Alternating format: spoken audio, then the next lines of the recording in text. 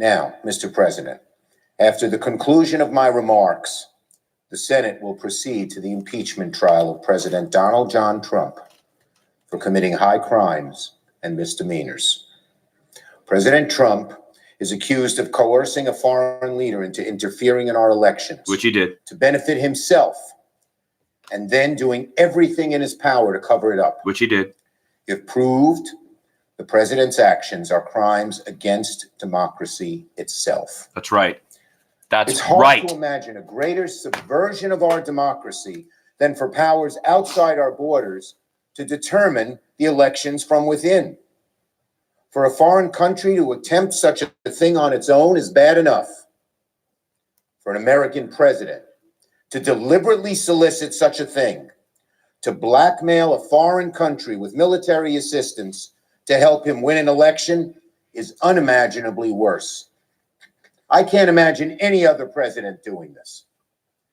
Beyond that, for then the president to deny the right of Congress to conduct oversight, deny the right to investigate any of his activities, to say Article 2 of the Constitution gives him the right to, quote, do whatever he wants. We are staring down an erosion of the sacred democratic principles for which our founders fought a bloody war of independence. Such is the gravity of this historic moment. Now, once Senator Inhofe is sworn in at 1 p.m., the ceremonial functions at the beginning of a presidential trial will be complete. The Senate then must determine the rules of the trial. The Republican leader will offer an organizing resolution that outlines his plan for the rules of the trial. It is completely partisan. It was kept secret until the very eve of the trial. And now that it's public, it's very easy to see why. The McConnell rules seem to be designed by President Trump for President Trump. It asks the Senate to rush through as fast as possible and makes getting evidence as hard as possible. It could force presentations to take place at 2 or 3 in the morning so the American people won't see them. In short, the McConnell resolution will result in a rushed trial with little evidence in the dark of night. Literally, the dark of night. If the president is so confident in his case, if Leader McConnell is so confident the president did nothing wrong, why don't they want the case to be presented in broad daylight? On something as important as impeachment, the McConnell resolution is nothing short of a national disgrace. This will go down, this resolution, as one of the darker moments in the Senate history. That's right. Perhaps one of even the darkest. Now, Leader McConnell has just said he wants to go by the Clinton rules. Then why did he change them in 4 important ways at minimum to all make the trial less transparent, less clear, and with less evidence? Because he's a liar and a fraud of a man. He said he wanted to get started in exactly the same way. It turns out, contrary to what the leader said, I'm amazed he could say it with a straight face. Yeah, right.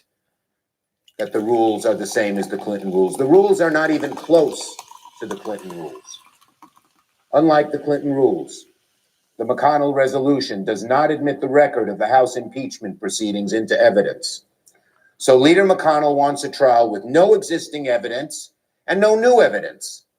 A trial without evidence is not a trial. It's a cover-up. Second, unlike the Clinton rules, the McConnell resolution limits presentation by the parties to 24 hours per side over only 2 days. We start at 1, 12 hours a day, we're at 1 a.m., and that's without breaks. It'll be later. Leader McConnell wants to force the managers to make important parts of their case in the dark of night. Number 3, unlike the Clinton rules, the McConnell resolution places an additional hurdle to get witnesses and documents by requiring a vote on whether such motions are even in order. If that vote fails, then no motions to subpoena witnesses and documents will be in order. I don't want anyone on the other side to say, I'm going to vote no first on witnesses, but then later I'll determine it. If they vote for McConnell's resolution, they're making it far more difficult to vote in the future, later on in the trial. And finally, unlike the Clinton rules, the McConnell resolution allows a motion to dismiss at any time in the trial. So in short, contrary to what the leader has said, the McConnell rules are not at all like the Clinton rules. The Republican leader's resolution is based neither in precedent nor in principle. It is driven by partisanship and the politics of the moment. Today, I'll be offering amendments to fix the many flaws in Leader McConnell's deeply unfair resolution and seek the witnesses and documents we've requested. Republicans, just don't be... Beginning with an amendment. Just why don't you love the country? White House Republicans right now are putting Donald Trump ahead of the Constitution and the country. How can you sleep at night knowing you're doing that? You're letting this guy lower you, man. That means relevant documents. That means relevant witnesses. That's the only way to get a fair trial. And everyone in this body knows it. Each Senate impeachment trial in our history, all 15 that were brought to completion, feature witnesses. Every single one. The witnesses we request are not Democrats. They're the president's own men. The documents are not Democratic documents. They're documents, period. We don't know if the evidence of the witnesses or the documents will be exculpatory to the president or incriminating. But we have an obligation, a solemn obligation, particularly now during this most deep and solemn part of our Constitution, to seek the truth and then let the chips fall where they may. My Republican colleagues have offered several explanations for opposing witnesses and documents at the start of the trial. None of them has much merit. Republicans have said we should deal with the question of witnesses later in the trial. Of course, it makes no sense to hear both sides present their case first and then afterward decide if the Senate should hear evidence. The evidence is supposed to inform arguments, not come after they're completed. Some Republicans have said the Senate should not go beyond the House record by calling any witnesses. But the Constitution gives the Senate the sole power to try impeachments, not the sole power to review, not the sole power to rehash, but to try. Republicans have called our request for witnesses and documents political. If seeking the truth is political, then the Republican Party is in serious trouble. Yes, it is. The White House has said that the articles of impeachment are brazen and wrong. Well, if the president believes his impeachment is so brazen and wrong, why won't he show us why? Why is the president so insistent that no one come forward, that no documents be released? If the president's case is so weak that none of the president's men can defend him under oath, shame on him and those who allow it to happen. What is the president hiding? What are our Republican colleagues hiding? Because if they weren't afraid of the truth, they'd say, go right ahead, get at the truth, get witnesses, get documents. In fact, at no point over the last few months have I heard a single solitary argument on the merits of why witnesses and documents should not be part of the trial. No Republican has explained why less evidence is better than more evidence. Nevertheless, Leader McConnell is poised to ask the Senate to begin the first impeachment trial of a president in history without witnesses, that rushes through the arguments as quickly as possible, that in ways both shameless and subtle will conceal the truth from the American people. Leader McConnell claimed that the House had ran the most rushed, least thorough, and most unfair impeachment inquiry in modern history. The truth is, Leader McConnell is plotting the most rushed, least thorough, and most unfair impeachment trial in modern history. Correct. And it begins today. The Senate has before it a very straightforward question. The president is accused of coercing a foreign power to interfere in our elections to help himself. It's the job of the Senate to determine if these very serious charges are true. They are true. The very least we can do is examine the facts, review the documents, hear the witnesses, try the case. Not run from it, not hide it, try it.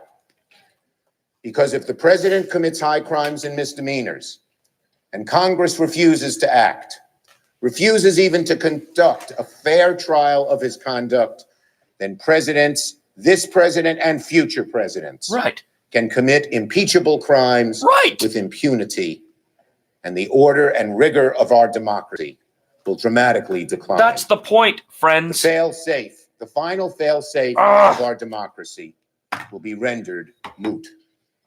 The most powerful check on the executive, the one designed to protect the people from tyranny, will be erased.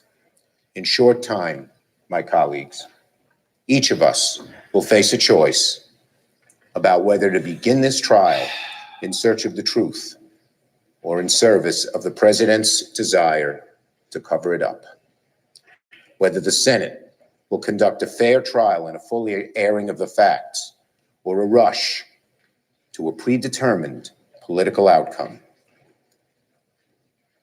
My colleagues, the eyes of the nation, the eyes of history, the eyes of the founding fathers are upon us. History will be our final judge. Will senators rise to the occasion? I yield the floor. Well done. Under the previous order, the leadership time is reserved. Morning business is closed. Under the previous order, the Senate stands in recess, subject to the call of the chair. Well done, Senator Schumer.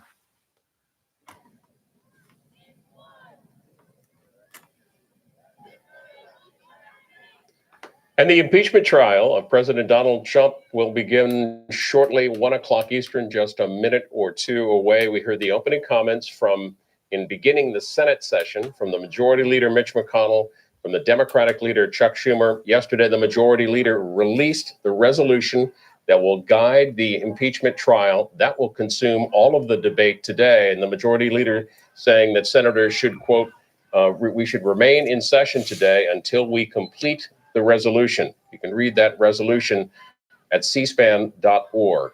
That resolution says this. It says that the House managers and the president's attorneys will each have up to 24 hours over 2 days. That's a total of 48 hours to present their cases. Senators will have up to 16 hours for questions, motions to subpoena witnesses and documents, 4 hours of debate, and then following that, deliberation and votes on witnesses and documents. You heard from the Democratic Leader Chuck Schumer that he will offer a number of amendments to the resolution, and that could mean we will be in for a fairly long day on the Senate floor. Burgess Everett from Politico tweeting just what we heard from the Republican leader, Mitch McConnell, saying, McConnell says he will move to table Democratic amendments that try to alter his resolution. From Craig Kaplan, our Capitol Hill producer, the one senator didn't get sworn in last week, Senator Inhofe, will be here today. He was out of town last week. He was sworn in at 1 p.m. for the Senate trial. The Senate gaveling in shortly, and our live coverage will continue here on C-SPAN 2. And I am Karthik Rajan, and this is Vote Count 2020. And all this year, we're considering the mechanics of voting here.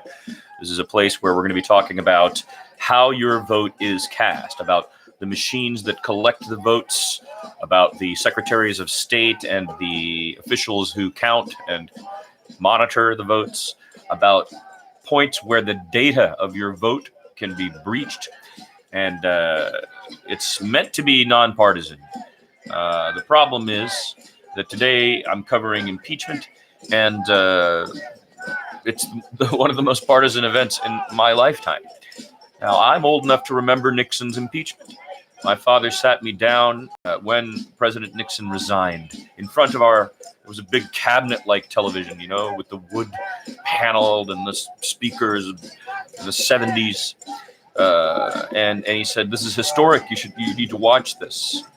It was probably the first political act of my life. The Our camera's outside the east side of the U.S. Senate, waiting for the impeachment trial to get underway. 1 p.m. Eastern, we will see the Chief Justice John Roberts escorted into the chamber. We mentioned the swearing in of Senator Inhofe, and then they're underway with debate on the resolution presented by the Majority Leader, Mitch McConnell. Kelsey Snell from NPR says this. I've gotten this question a few times today. Why is the Senate starting the trial at 1 p.m. each day? The Supreme Court is still in session, and the late start time is supposed to accommodate Chief Justice John Roberts' responsibilities there. It'll start shortly, live here on C-SPAN 2. And so the Nixon one, I was 7, 8 years old, but one of my great struggles in this country is that people think I'm precocious or that I'm lying, and I'm not. I remember a lot. That's why my totem animal is the elephant, right? I remember a lot. And I remember that. And then the 98, Clinton, impeachment. I was in New York City. I just moved to Brooklyn. Talk about having the news and access to everything, But I was not working for George Magazine yet. I didn't start until the following year. I did write a novel that year. Senator Dianne Feinstein there arriving. You'll see a number of other members and aides coming down the corridor just outside the U.S. Senate. Live coverage is here on C-SPAN 2, the trial to get underway shortly. And I am Karthik Rajan. This is Vote Count 2020. And I will be covering the impeachment as a part of the beginning of Vote Count 2020, even though that's meant to cover, as I said, the mechanics of voting. This is the third time I have observed an impeachment. I was a child in the first instance, and I was a 30-year-old man in the second instance, and now I'm a 53-year-old man in the third instance. And my interest is not partisan. I don't believe in the Democrats or the Republicans anymore. I left the Democratic Party in the 90s, and I'm an American who cares about our country and is very worried and saddened by the decay of our nation, and particularly the governance of our nation, which has become, plutocratic, in the control of very wealthy partisan interests.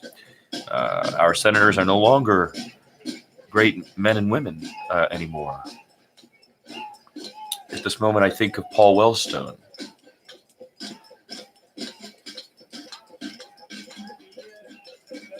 One of the great voices, last great voices left in the Senate. To Schumer's credit, he spoke well today, and he did counter the lies out of McConnell's mouth that were enraging me so. Over the MLK holiday weekend, the House managers, the impeachment managers, and the White House both submitted their briefs and responses, so the legal work is in place. The Senate Majority Leader Mitch McConnell releasing the Senate resolution. These are the rules that will guide the debate ahead and the discussion ahead in the U.S. Senate in the impeachment trial of President Trump. In general, those rules, and we do want to point out too, it's not a long read. They're available at our website, cspan.org/impeachment, all of the documentation that's come out over the last couple of days in there. Those rules include the time for presentation of the case. Both the cases, the House managers and the president's attorneys will each have 24 hours over 2 days. So a total of potentially 48 hours of deliberation, at least presenting of the case for the House managers and for the president's attorneys. Senators will have up to 16 hours of questioning, and there will be motions to subpoena witnesses and documents. You also heard from the Democratic leader Chuck Schumer a short while ago and on the Senate floor and in a news conference earlier that he will make several amendments, propose several amendments to the underlying resolution. So we expect that to begin shortly after the Senate gavels in here for what is essentially the first day of the trial of President Trump in the impeachment trial. I'm going to have to change the settings on this video to not safe for work because of how I began. Although, I can tell a great story about that. I worked for the freest, most independent signal and the largest independent signal in radio that's ever really existed in this country and maybe in the world, Pacific Foundation. I took the job because I wanted to cover the 2004 election. I gave to Pacifica those 2 years with intent. I wasn't planning to stay there, and I wasn't joining except to help them because they had a big network, and I thought we could cover the election in 2004. And we did. I'm still proud of that work, even though I've been isolated by sticking to that truth that Kerry won. But to return to the point at hand, the attorney came. And I know that the lawsuit in court that established that you could say words on the radio, Pacifica was a defendant in the Supreme Court case. George Carlin's rants and so on were on Pacifica. So when the attorney came, I was the news director. And the whole point of the news context is that we can use language if it's news relevant, if it's journalistically relevant, if it's a quote, for example, in a context. That's why we separate editorializing historically, right, from delivering the news. Clearly, the opening of this video is me editorializing, right? So I went to the attorney and I said, I'm the news director. Can I say fuck, shit, cocksucker? I said all of these words. And everybody was like, I remember a couple of the producers of the day shows, their whole thing was to hide what they were going to say and don't say anything to the attorney because the attorney can then openly. And they were all like trying to stop me. And the attorney says, are you the news director? I go, yeah, I'm the news director. I'm talking about a news context. And he goes, you can do whatever you want. It was great. It was one of my moments of pride in this country, pride in our Constitution, which is unique in the world. I am an artist and a writer. I am one of the people working at the very edge of what the First Amendment is supposed to represent, And Pacifica Foundation is and was. Unfortunately, it is also, as a result of how it's governed and the way it works, it's easy to infiltrate, it's easy to cripple, and it's easy to manipulate. So that happens a lot.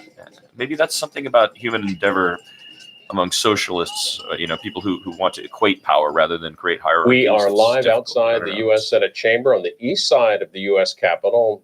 In the background, you can hear drums and chanting and a protest of some sort or another. Not unusual for this side of the U.S. Capitol, the broad expanse that also includes the Capitol Visitor Center. You've been to Washington, been to the Capitol, you're aware of that. Our cameras outside the chamber, a reminder too, when the Senate comes into session, those cameras are controlled by the U.S. Senate. We have requested from the Majority Leader, Mitch McConnell, that our cameras be allowed inside the chamber for the impeachment trial, and no word on that from the Majority Leader. So we're standing by with you. The Senate is in recess, what they call subject to the call of the chair, which they could come in at any moment.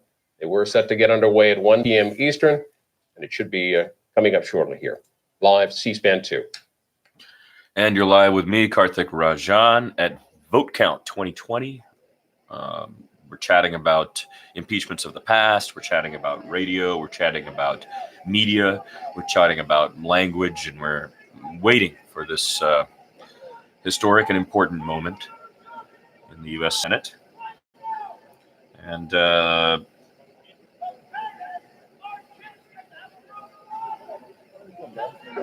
wow, there's protesters there that you're hearing the audio.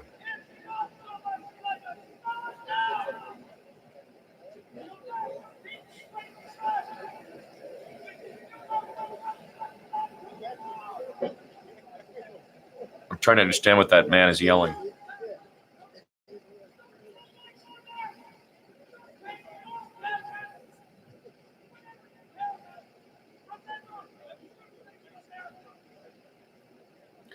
Now, I've also been a protester and a demonstrator and civilly disobedient on behalf of causes in the past. And when you work at Pacifica and you're a figure there, it's your job to help people do that.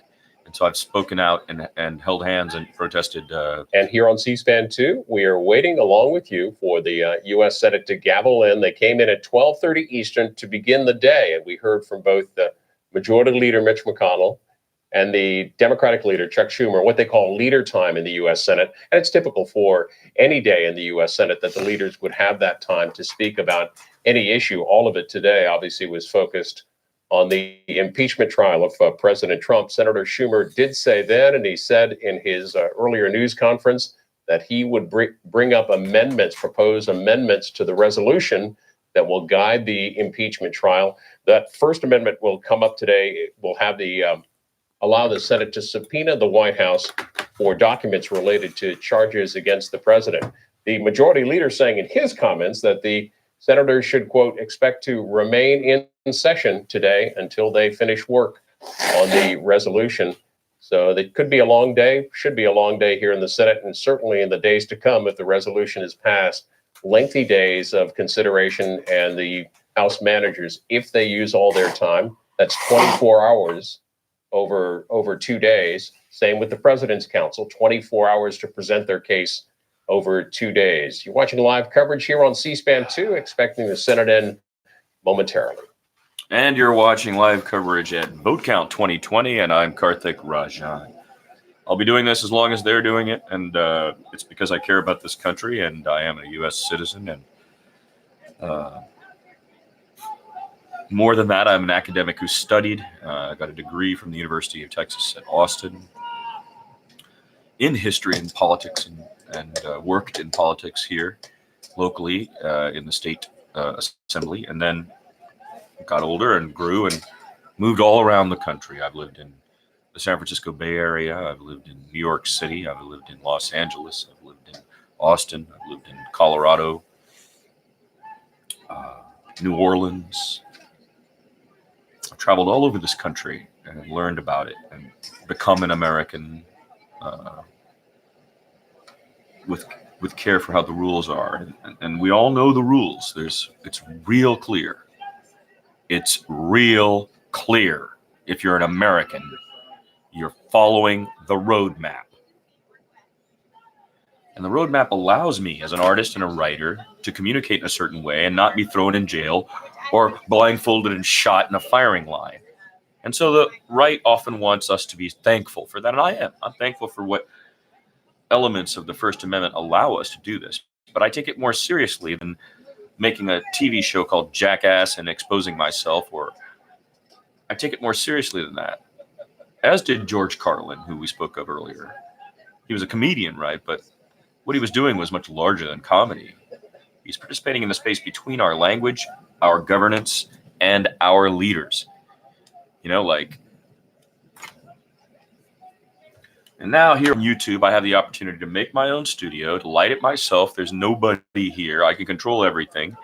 And that's what I'm going to do. I'm MTK on the MIC. I prefer just calling myself MTK because it's faster than Karthik. And no one ever understands the word Karthik anyway. So I prefer MTK, but I'm doing my name properly so that Karthik Rajan, so I can be associated with it, to show I'm not hiding anything when we talk about this stuff. I'm extremely disappointed in Republicans right now. I'm extremely disappointed in Republicans right now. Man, I never even checked the levels. I've been loud all day, probably.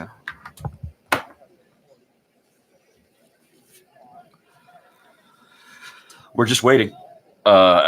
C-SPAN has cameras. We have talked about the resolution that the Majority Leader Mitch McConnell has proposed for the impeachment trial. You can read that at cspan.org. There are also rules for both the senators present, the House managers present, the press as well. No unrelated reading materials permitted, no phones or electronic devices.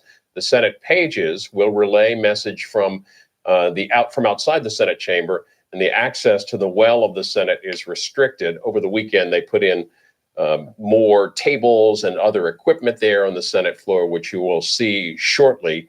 A number of members of the press complaining about their access to senators and their inability to freely move to cover those the stories and interviews with senators. Our Capitol Hill producer Craig Kaplan is in the Senate gallery, saying before he goes in, no phones or electronic devices allowed inside. So the Senate coming in shortly. They will begin consideration of the impeachment resolution, the rules proposed by Senate Majority Leader Mitch McConnell. And we are watching C-SPAN. That's at cspan.org. You can obviously go there yourself. It is and has been my preferred method of consuming the data that comes from Congress and from our government leaders all over the country. It is a strict attempt to be nonpartisan and to cover it via journalistic rules. It is without advertising. C-SPAN is the best place to cover government related topics. I don't know how else to say that. And God bless C-SPAN, I'll tell you that, over the years. Working at Pacifica, it was cool because we could take that and make it a part of the intellectual tenor of our production. And then the reach was much wider and more people could hear it. Here on my show, maybe 50 max will see this.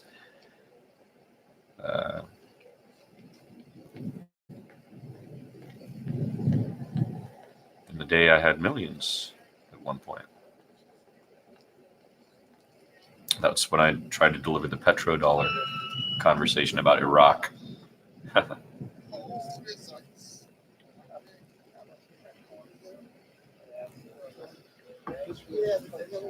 What a mess it's been, huh? The 21st century, what a mess it's been.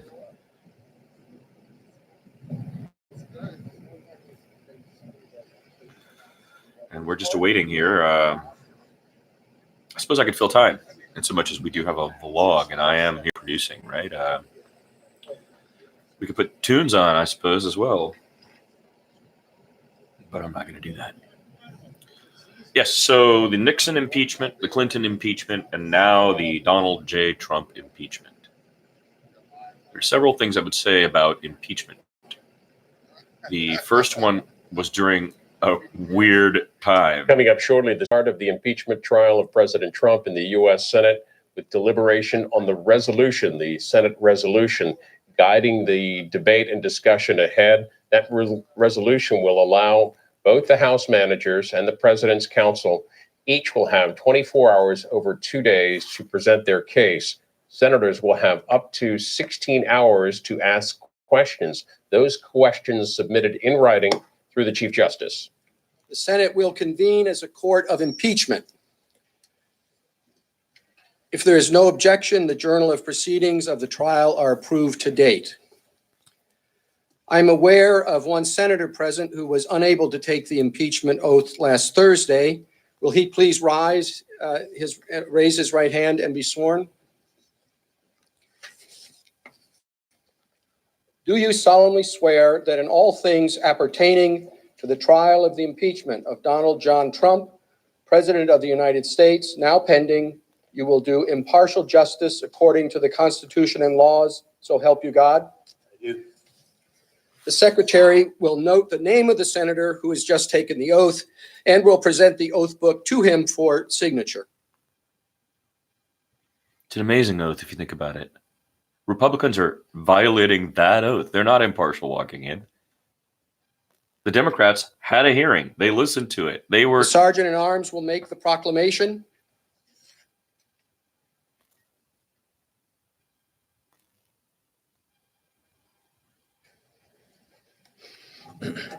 Hear ye, hear ye, hear ye.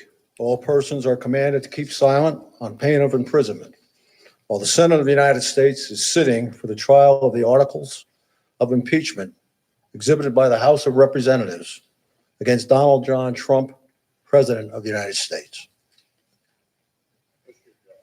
The majority leader is recognized. I'd like to state that for the information of all senators, the trial briefs filed yesterday by the parties have been printed and are now at each senator's desk. The following documents will be submitted to the Senate for printing in the Senate Journal. The precept issued January 16, 2020, the writ of summons issued on January 16, 2020, and the receipt of summons dated January 16, 2020. The following documents, which were received by the Secretary of the Senate, will be submitted to the Senate for printing in the Senate Journal pursuant to the order of January 16, 2020. The answer of Donald John Trump, President of the United States, to the articles of impeachment exhibited by the House of Representatives against him on January 16, 2020, received by the Secretary of the Senate on January 18, 2020. The trial brief filed by the House of Representatives received by the Secretary of the Senate on January 18, 2020. The trial brief filed by the President received by the Secretary of the Senate on January 20, 2020. The replication of the House of Representatives received by the Secretary of the Senate on January 20, 2020, and the rebuttal brief filed by the House of Representatives received by the Secretary of the Senate on January 21, 2020. Without objection, the foregoing documents will be printed in the congressional record. I note the presence in the House of the Senate, in the Senate chamber, of the managers on the part of the House of Representatives and counsel for the President of the United States. Mr. Chief Justice, The majority leader is recognized. I sent to the desk a list of floor privileges for closed sessions. It's been agreed to by both sides. I ask that it be inserted in the record and agreed to by unanimous consent. Without objection, For the further information of all senators, I'm about to send a resolution to the desk providing for an outline of the next steps in these proceedings. It will be debatable by parties for 2 hours, equally divided. Senator Schumer will then send an amendment to the resolution to the desk. Once that amendment has been offered and reported, we'll have a brief recess. When we reconvene, Senator Schumer's amendment will be debatable by the parties for 2 hours. Upon the use or yielding back of time, I intend to move to table Senator Schumer's amendment. And so, Mr. Chief Justice, I send a resolution to the desk and ask that it be read. the clerk will read the resolution. Senate Resolution 483 to provide for related procedures concerning the articles of impeachment against Donald John Trump, President of the United States.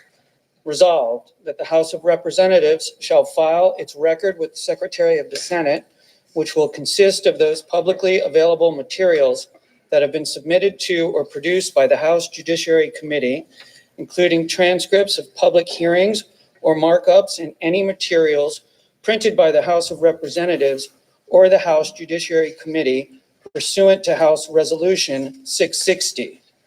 Materials in this record will be admitted into evidence subject to any hearsay, evidentiary, or other objections that the President may make after opening presentations are concluded. All materials filed pursuant to this paragraph shall be printed and made available to all parties. The President and the House of Representatives shall have until 9 a.m. on Wednesday, January 22nd, 2020, to file any motions permitted under the rules of impeachment, with the exception of motions to subpoena witnesses or documents or any other evidentiary motions. Responses to any such motions shall be filed no later than 11 a.m.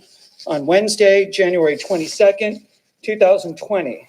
All materials filed pursuant to this paragraph shall be filed with the Secretary and be printed and made available to all parties. Arguments on such motions shall begin at 1 p.m. on Wednesday, January 22nd, 2020, and each side may determine the number of persons to make its presentation, following which the Senate shall deliberate, if so ordered, under the impeachment rules, and vote on any such motions. Following the disposition of such motions, or if no motions are made, then the House of Representatives shall make its presentation in support of the articles of impeachment for a period of time not to exceed 24 hours over up to 3 session days. Following the House of Representatives presentation, the President shall make his presentation for a period not to exceed 24 hours over up to 3 session days. Each side may determine the number of persons to make its presentation. Upon the conclusion of the President's presentation, senators may question the parties for a period of time not to exceed 16 hours. Upon the conclusion of questioning by the Senate, there shall be 4 hours of argument by the parties, equally divided, followed by deliberation by the Senate, if so ordered under the impeachment rules, on the question of whether it shall be in order to consider and debate under the impeachment rules any motion to subpoena witnesses or documents. The Senate, without any intervening action, motion, or amendment, shall then decide by the yeas and nays whether it shall be in order to consider and debate under the impeachment rules any motion to subpoena witnesses or documents.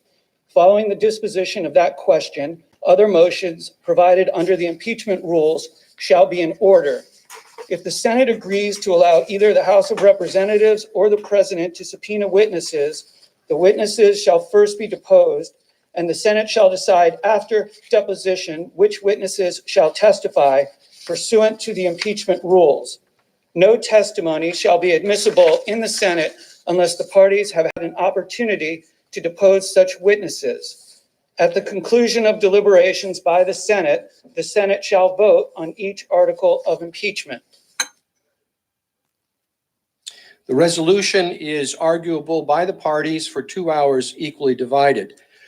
Mr. Manager Schiff, are you a proponent or opponent of this motion? Managers are in opposition to this resolution. Thank you. Mr. Cipollone, are you a proponent or opponent of the motion? Mr. Chief Justice, we are a proponent of the motion. Then, Mr. Cipollone, your side may proceed first, and we'll be able to reserve rebuttal time if you wish.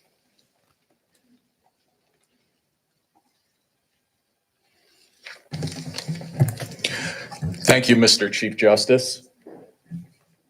Majority Leader McConnell, Democratic Leader Schumer, Senators. My name is Pat Cipollone. I'm here as counsel to the President of the United States. Our team is proud to be here representing President Trump. We support this resolution. It is a fair way to proceed with this trial. It is modeled on the Clinton resolution, which had 100 senators supporting it the last time this body considered an impeachment. It requires the House managers to stand up and make their opening statement and make their case. They have delayed bringing this impeachment to this House for 33 days to this body. And it's time to start with this trial. It's a fair process. They will have the opportunity to stand up and make their opening statement. They will get 24 hours to do that. Then the president's attorneys will have a chance to respond. After that, all of you will have 16 hours to ask whatever questions you have of either side. Once that's finished and you have all of that information, we will proceed to the question of witnesses and some of the more difficult questions that will come before this body. We are in favor of this. We believe that once you hear those initial presentations, the only conclusion will be that the president has done absolutely nothing wrong, and that these articles of impeachment do not begin to approach the standard required by the Constitution. And in fact, they themselves will establish nothing beyond those articles. You look at those articles alone and you will determine that there is absolutely no case. So we respectfully ask you to adopt this resolution so that we can begin with this process. It is long past time to start this proceeding, and we are here today to do it. And we hope that the House managers will agree with us and begin this proceeding today. We reserve the remainder of our time for rebuttal.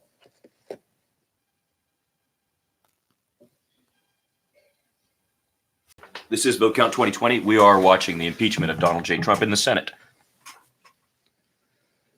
Mr. Chief Justice, Senators, and counsel for the President, the House managers on behalf of the House of Representatives rise in opposition to Leader McConnell's resolution. Let me begin by summarizing why. Last week, we came before you to present the article of impeachment against the President of the United States for only the third time in our history. Those articles charge President Donald John Trump with abuse of power and obstruction of Congress. The misconduct set out in those articles is the most serious ever charged against a president. The first article, abuse of power, charges the president with soliciting a foreign power to help him cheat in the next election. Moreover, it alleges, and we will prove, that he sought to coerce Ukraine into helping him cheat by withholding official acts, two official acts, a meeting that the new president of Ukraine desperately sought with President Trump at the White House to show the world, and the Russians in particular, that the Ukrainian president had a good relationship with his most important patron, the President of the United States. And even more perniciously, President Trump illegally withheld almost $400 million in taxpayer-funded military assistance to Ukraine, a nation at war with our Russian adversary, to compel Ukraine to help him cheat in the election. Astonishingly, the president's trial brief filed yesterday contends that even if this conduct is proved, that there is nothing that the House or this Senate may do about it. It is the president's apparent belief that under Article 2, he can do anything he wants, no matter how corrupt, outfitted in gaudy legal clothing. And yet, when the founders wrote the impeachment clause, they had precisely this type of misconduct in mind. Conduct that abuses the power of his office for personal benefit, that undermines our national security, that invites foreign interference in our democratic process of an election. It is the trifecta of constitutional misconduct justifying impeachment. In Article 2, the president is charged with other misconduct that would likewise have alarmed the founders: the full, complete, and absolute obstruction of a co-equal branch of government, the Congress, during the course of its impeachment investigation into the president's own misconduct. This is every bit as destructive of our constitutional order as the misconduct charged in the first article. If a president can obstruct his own investigation, if he can effectively nullify a power the Constitution gives solely to Congress, indeed the ultimate power the Constitution gives to prevent presidential misconduct, then the president places himself beyond accountability, above the law, cannot be indicted, cannot be impeached. It makes him a monarch, the very evil against which our Constitution and the balance of powers it carefully laid out was designed to guard against. Shortly, the trial on these charges will begin, and when it has concluded, you will be asked to make several determinations. Did the House prove that the president abused his power by seeking to coerce a foreign nation to help him cheat in the next election? And did he obstruct the Congress in its investigation into his own misconduct by ordering his agencies and officers to refuse to cooperate in any way, to refuse to testify, to refuse to answer subpoenas for documents, and through every other means? And if the House has proved its case, and we believe the evidence will not be seriously contested, you will have to answer at least one other critical question. Does the commission of these high crimes and misdemeanors require the conviction and removal of the president? We believe that it does, and that the Constitution requires that it be so, or the power of impeachment must be deemed a relic or a casualty to partisan times, and the American people left unprotected against a president who would abuse power for the very purpose of corrupting the only other method of accountability, our elections themselves. And so you will vote to find the president guilty or not guilty, to find his conduct impeachable or not impeachable.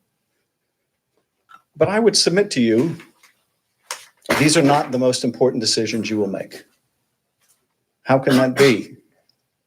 How can any decision you will make be more important than guilt or innocence, than removing the president or not removing the president? I believe the most important decision in this case is the one you will make today. The most important question is the question you must answer today. Will the president and the American people get a fair trial? Will there be a fair trial? I submit that this is an even more important question than how you vote on guilt or innocence, because whether we have a fair trial will determine whether you have a basis to render a fair and impartial verdict. It is foundational, the structure upon which every other decision you will make must rest.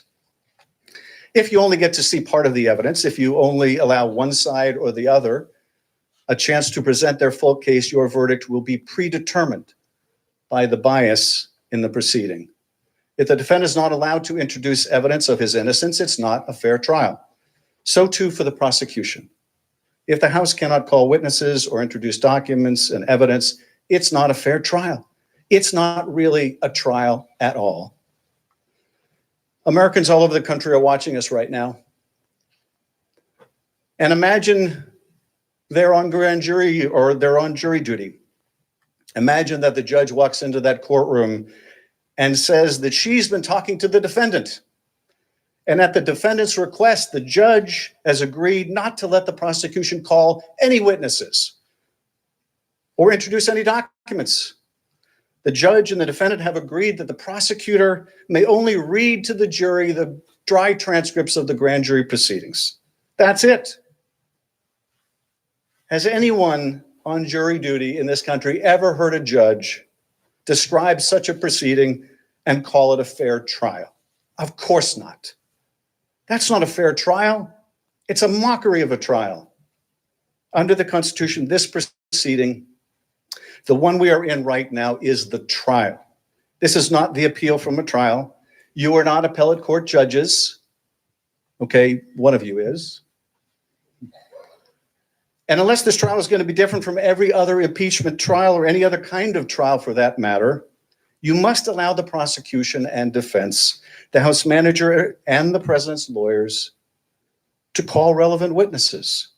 You must subpoena documents that the president has blocked, but which bear on his guilt or innocence. You must impartially do justice as your oath requires. So what does a fair trial look like in the context of impeachment? The short answer is it looks like every other trial. First, the resolution should allow the House managers to obtain documents that have been withheld. First, not last, because the documents will inform the decision about which witnesses are most important to call. And when the witnesses are called, the documentary evidence will be available and must be available to question them with. Any other order makes no sense. Next, the resolution should allow the House managers to call their witnesses. And then the president should be allowed to do the same and any rebuttal witnesses. And when the evidentiary portion of the trial ends, the parties argue the case. You deliberate and render a verdict. If there's a dispute as to whether a particular witness is relevant or material to the charges brought, under the Senate rules, the Chief Justice would rule on the issue of materiality. Why should this trial be different than any other trial? The short answer is it shouldn't. But Leader McConnell's resolution would turn the trial process on its head. His resolution requires the House to prove its case without witnesses, without documents, and only after it's done will such questions be entertained, with no guarantee that any witnesses or any documents will be allowed even then. That process makes no sense. So what is the harm of waiting until the end of the trial, of kicking the can down the road on the question of documents and witnesses? Besides the fact it's completely backwards, trial first, then evidence, besides the fact that the documents would inform the decision on which witnesses and help in their questioning, the harm is this: you will not have any of the evidence the president continues to conceal throughout most or all of the trial. And although the evidence against the president is already overwhelming, you may never know the full scope of the president's misconduct or those around him. And neither will the American people. The charges here involve the sacrifice of our national security at home and abroad, and a threat to the integrity of the next election. If there are additional remedial steps that need to be taken after the president's conviction, the American people must know about it. But if, as a public already jaded by experience has come to suspect, this resolution is merely the first step of an effort orchestrated by the White House to rush the trial, hide the evidence, and render a fast verdict, or worse, a fast dismissal, to make the president go away as quickly as possible to cover up his misdeeds, then the American people will be deprived of a fair trial and may never learn just how deep the corruption of this administration goes, or what other risks to our security and elections remain hidden. The harm will also endure for this body. If the Senate allows the president to get away with such extensive obstruction, it will affect the Senate's power of subpoena and oversight just as much as the House. The Senate's ability to conduct oversight will be beholden to the desires of this president and future presidents, whether he or she decides they want to cooperate with the Senate investigation or another impeachment inquiry and trial. Our system of checks and balances will be broken. Presidents will become accountable to no one. Now, it has been reported that Leader McConnell has already got the votes to pass this resolution, the text of which we did not see until last night and which has been changed even moments ago. And they say that Leader McConnell is a very good vote counter. Nonetheless, I hope that he's wrong. And not just because I think this process, the process contemplated by this resolution, is backwards and designed with the result in mind, and that the result is not a fair trial. I hope that he's wrong because whatever senators may have said or pledged or committed has been superseded by an event of constitutional dimension. You have all now sworn an oath. Not to each other, not to your legislative leadership, not to the managers or even to the Chief Justice. You have sworn an oath to do impartial justice. That oath binds you. That oath supersedes all else. Many of you in the Senate and many of us in the House have made statements about the president's conduct, or this trial, or this motion, or expectations. None of that matters now. That is all in the past. Nothing matters now but the oath to do impartial justice. And that oath requires a fair trial, fair to the president and fair to the American people. But is that really possible? Or as the founders feared, has factionalism or an excessive partisanship made that now impossible? One way to find out what a fair trial should look like, devoid of partisan consideration, is to ask yourselves, how would you structure the trial if you didn't know what your party was? And you didn't know what the party of the president was? Would it make sense to you to have the trial first and then decide on witnesses and evidence later? Would that be fair to both sides? I have to think that your answer would be no. Let me be blunt. Let me be very blunt. Right now, a great many, perhaps even most Americans, do not believe there will be a fair trial.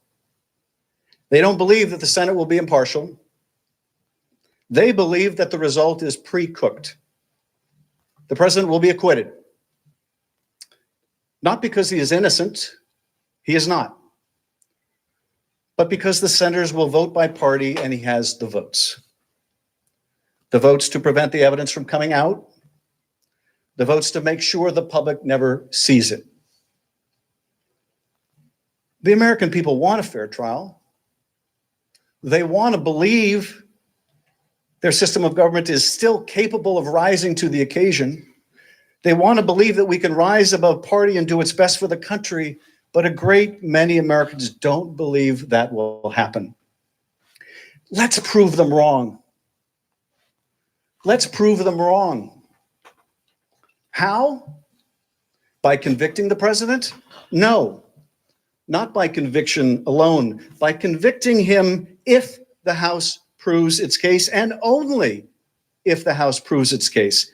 But by letting the House prove its case, by letting the House call witnesses, by letting the House obtain documents, by letting the House decide how to present its own case, and not deciding it for us.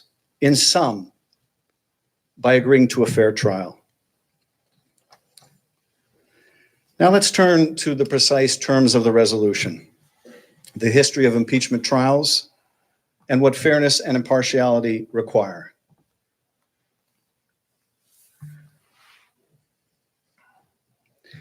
Although we have many concerns about the resolution, I will begin with its single biggest flaw.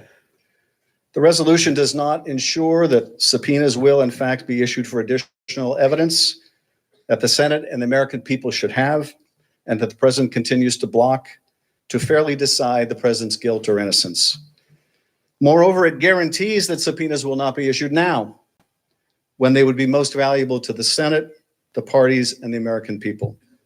According to the resolution the leader has introduced, first, the Senate receives briefs and filings from the parties. Next, it hears lengthy presentations from the House and the President. Now, my colleagues, the President's lawyers, have described this as opening statements. But let's not kid ourselves. That is the trial that they contemplate. The opening statements are the trial. They'll either be most of the trial or they'll be all the trial. If the Senate votes to deprive itself of witnesses and documents, the opening statements will be the end of the trial. So to say, let's just have the opening statements and then we'll see, means let's have the trial. And maybe we can just sweep this all under the rug. So you'll hear these lengthy presentations from the House.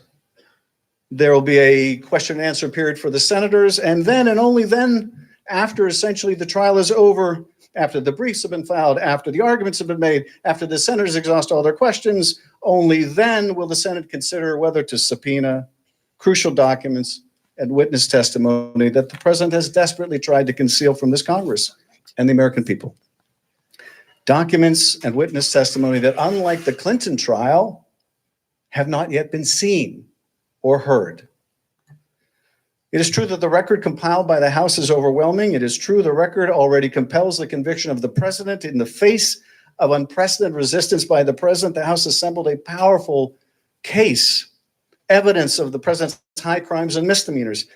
That includes direct evidence and testimony of officials who were unwilling and unwitting in this scheme and saw it for what it was. Yet there is still more evidence, relative and probative evidence, that the president continues to block, that would flesh out the full extent of the president's misconduct and those around him.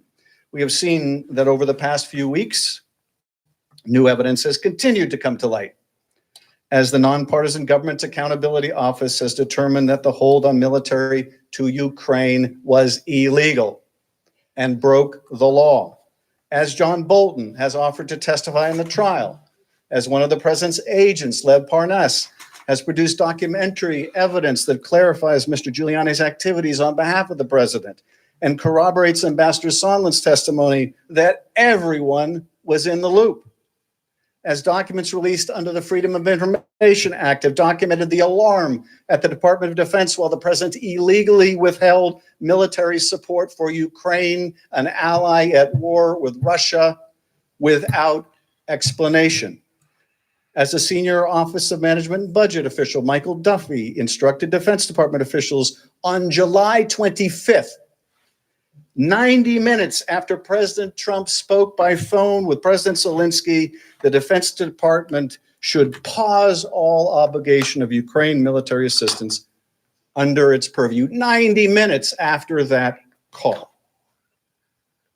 Duffy added, quote, "Given the sensitive nature of the request, I appreciate your keeping that information closely held to those who need to know to execute the direction." Although the evidence is already more than sufficient to convict, there is simply no rational basis for the Senate to deprive itself of all relevant information in making such a hugely consequential judgment. Moreover, as the president's answer to his summons and his trial brief made clear, the president now attempts to contest the facts, albeit in false and misleading ways. But the president should not have it both ways. He should not be permitted to claim that facts uncovered by the House are wrong, while also concealing mountains of evidence that bear precisely on those facts.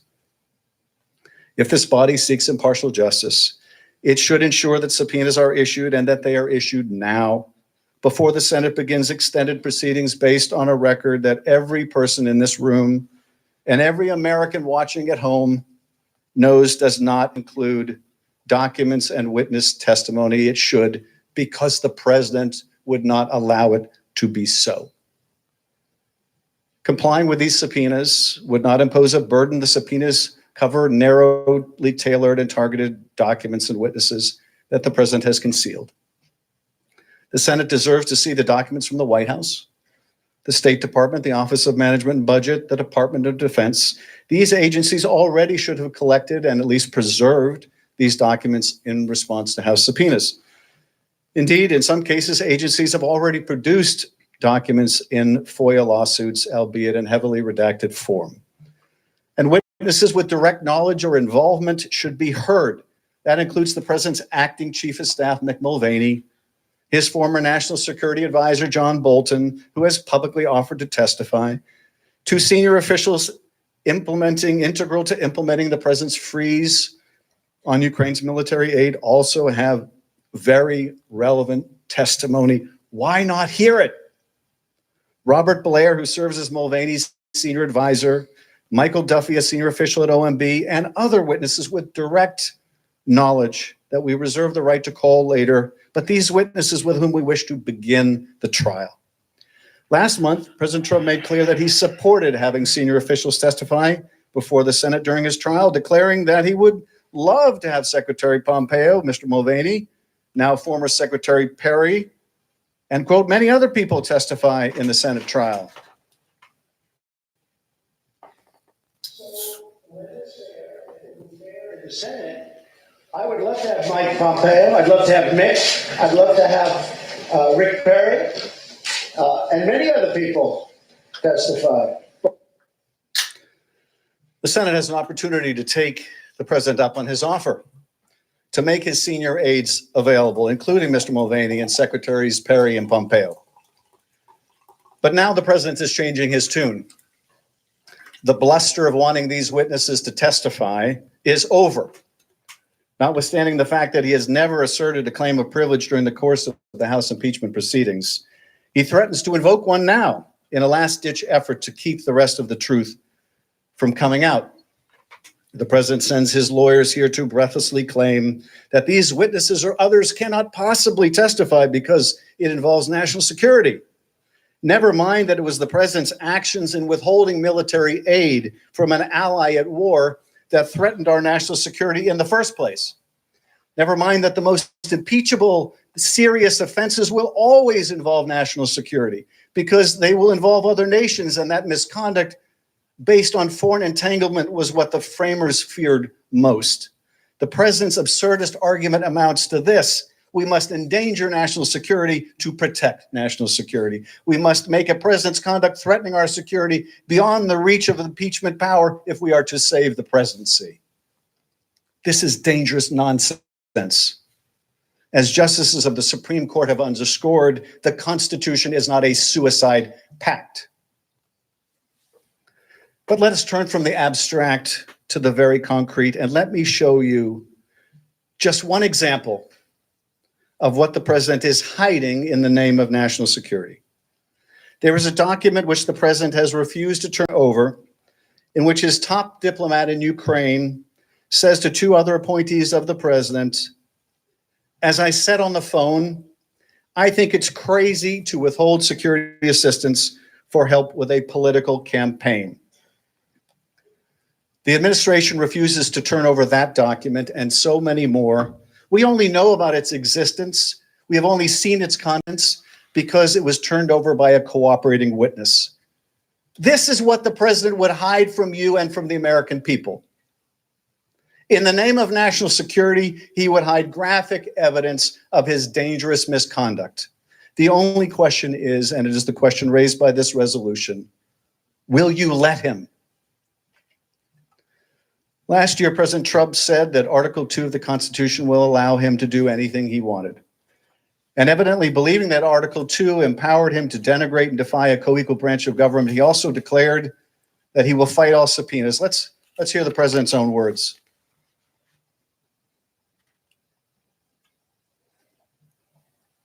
Then I have an Article 2 where I have the right to do whatever I want as president. But we're fighting all the subpoenas. True to his pledge to obstruct Congress, when President Trump faced an impeachment inquiry in the House of Representatives, he ordered the executive branch to defy every single request on every single subpoena. He issued this order through his White House counsel, Pat Cipollone, on October 8, the same counsel that stood before you a moment ago to defend the president's misconduct. He then affirmed it again at a rally on October 10. Following President Trump's categorical order, we never received key documents and communications. It is important to note, in refusing to respond to Congress, the president did not make any formal claim of privilege ever. Instead, Mr. Cipollone's letter stated, in effect, that the president would withhold all evidence in the executive branch unless the House surrendered to demands that would effectively place President Trump in charge of the inquiry into his own misconduct. Needless to say, that was a non-starter and designed to be so. The president was determined to obstruct Congress no matter what we did.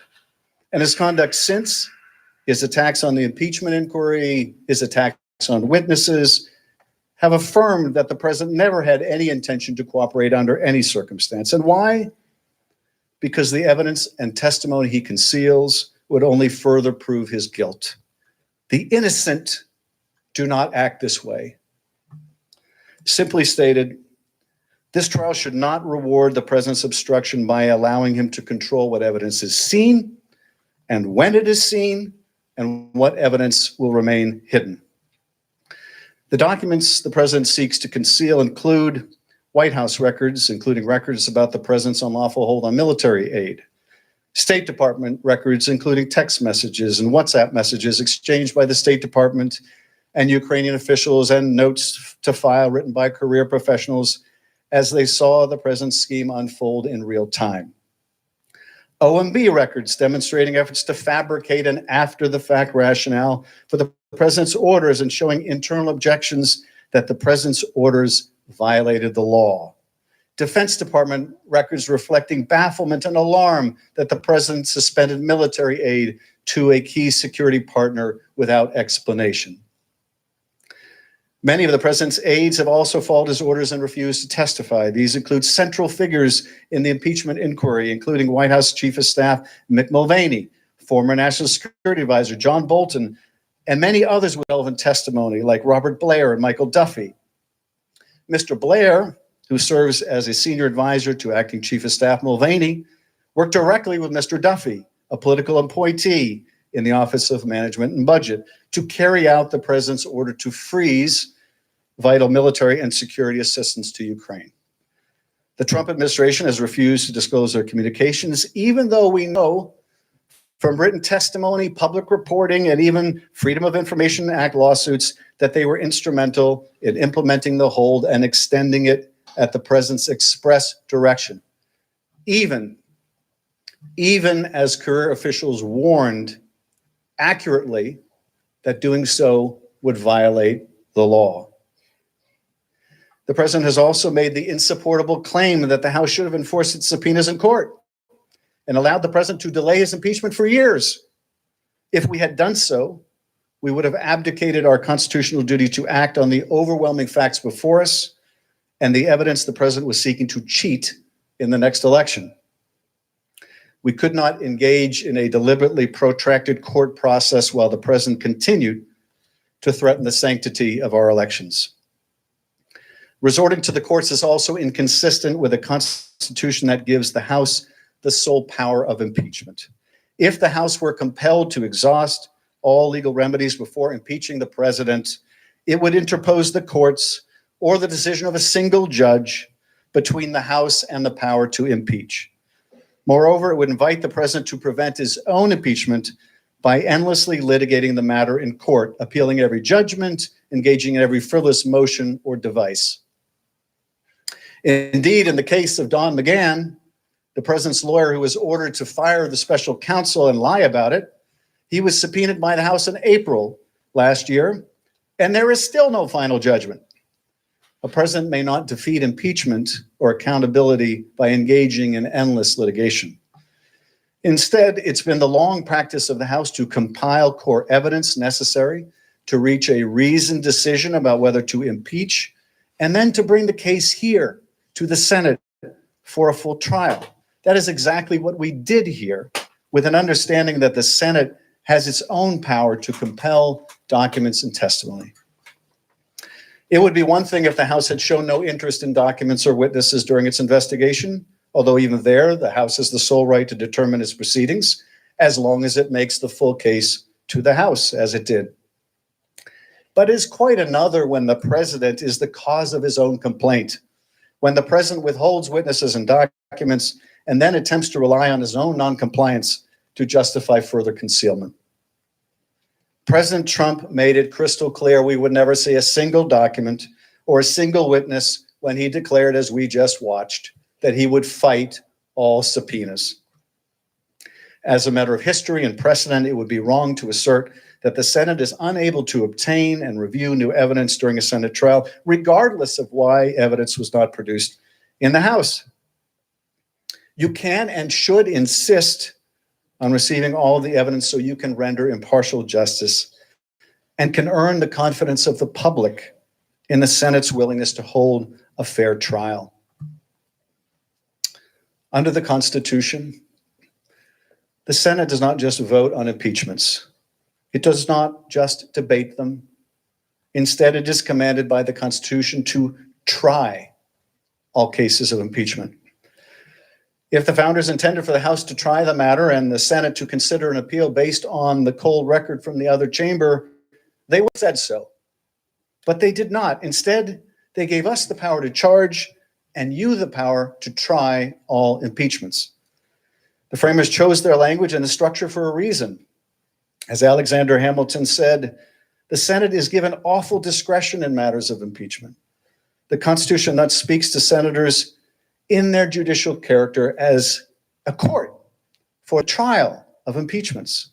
It requires them to aim at real demonstrations of innocence or guilt, and it requires them to do so by holding a trial.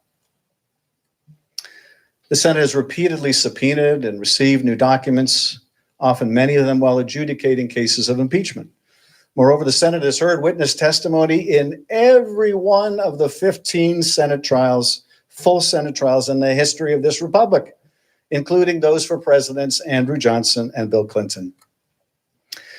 Indeed, in President Andrew Johnson's Senate impeachment trial, the House managers were permitted to begin presenting documentary evidence to the Senate on the very first day of the trial.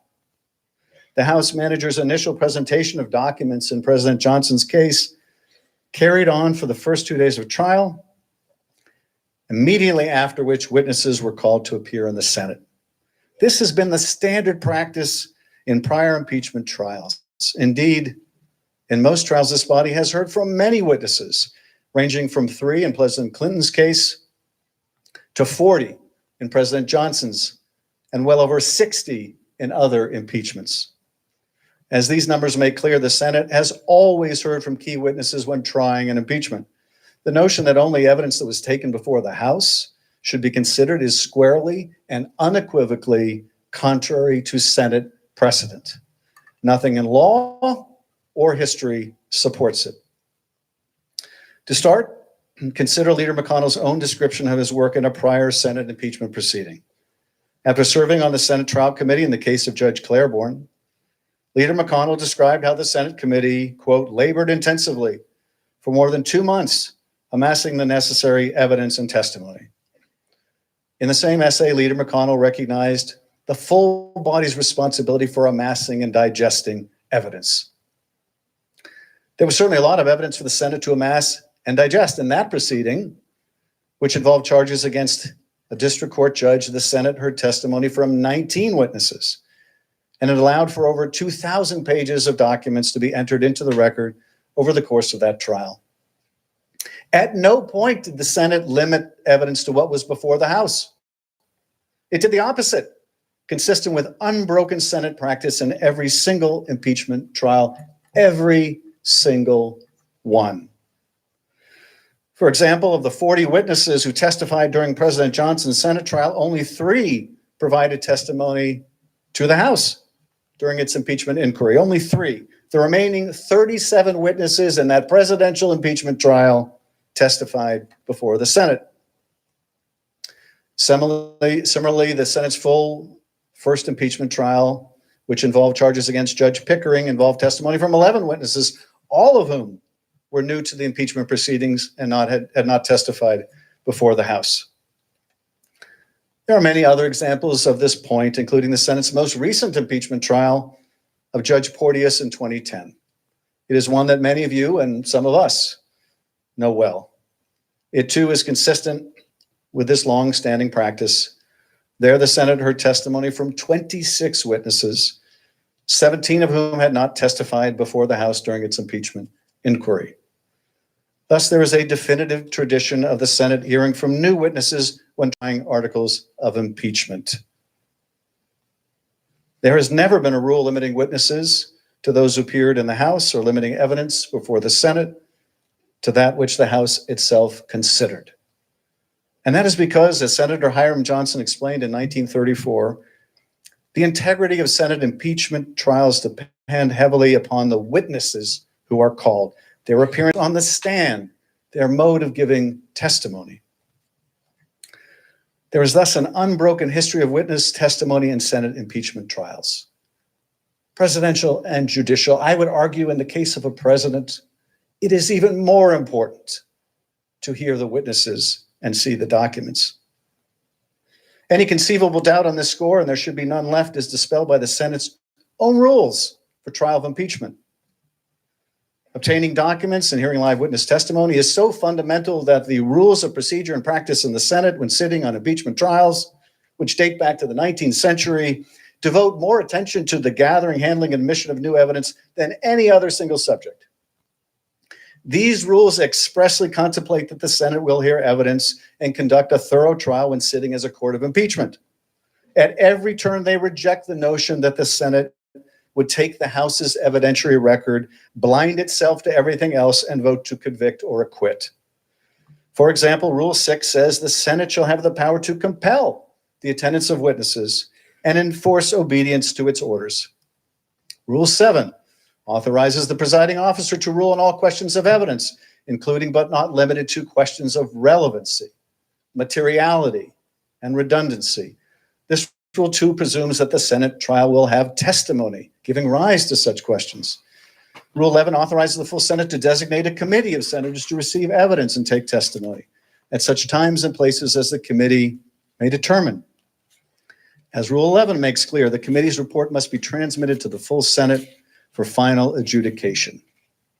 But nothing herein, the rule states, shall prevent the Senate from sending for any witness and hearing his testimony in open Senate or by order of the Senate involving the entire trial in the open Senate.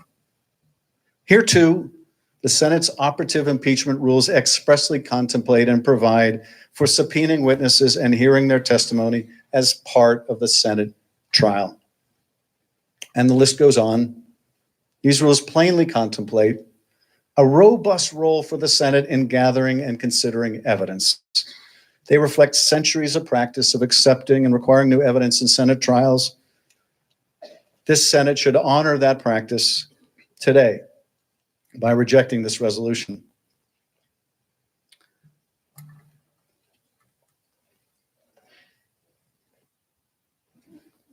What about the Clinton trial?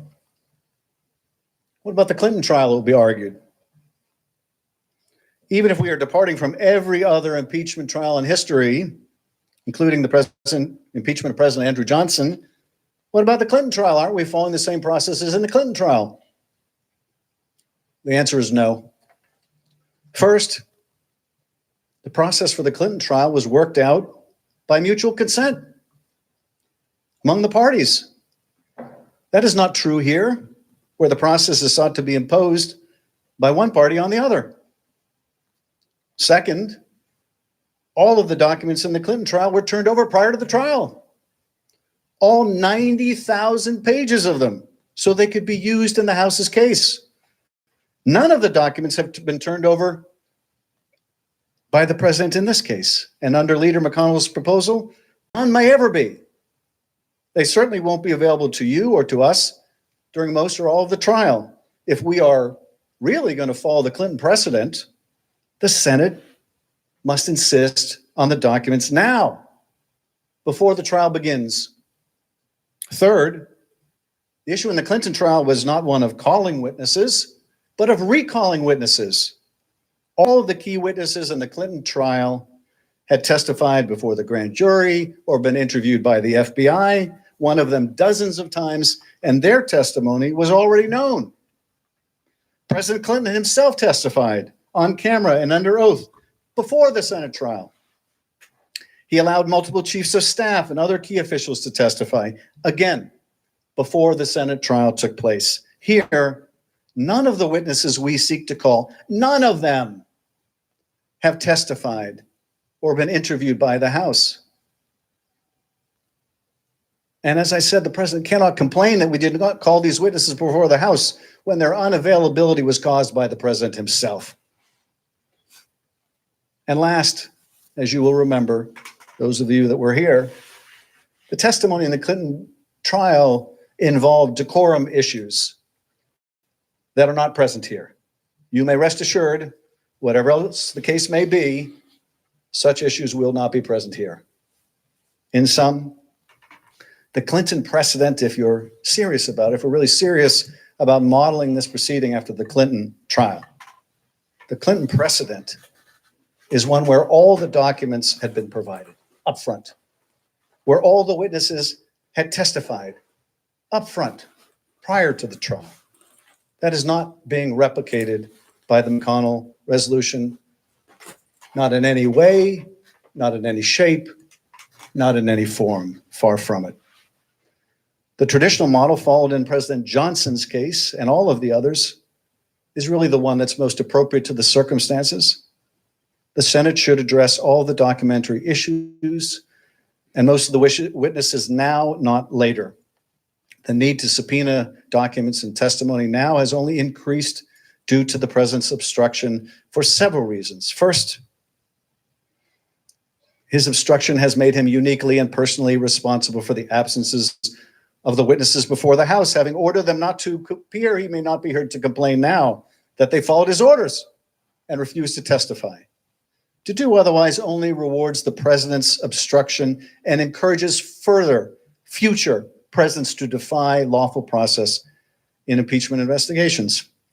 Second, if the president wishes to contest the facts and his answer and trial brief indicates that he will try, he must not continue to deny the Senate access to the relevant witnesses and documents that shed light on the very factual matters he wishes to challenge.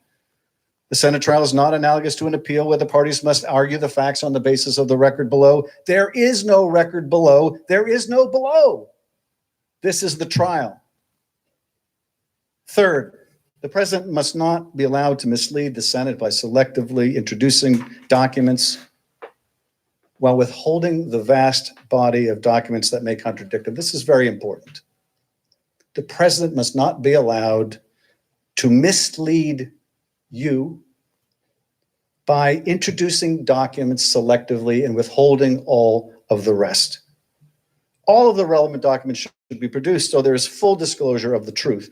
Otherwise, there is a clear risk that the president will continue to hide all evidence harmful to his position while selectively producing documents without any context or opportunity to examine their creators. And finally, you may infer the president's guilt from his continuing efforts to obstruct production of documents and witnesses.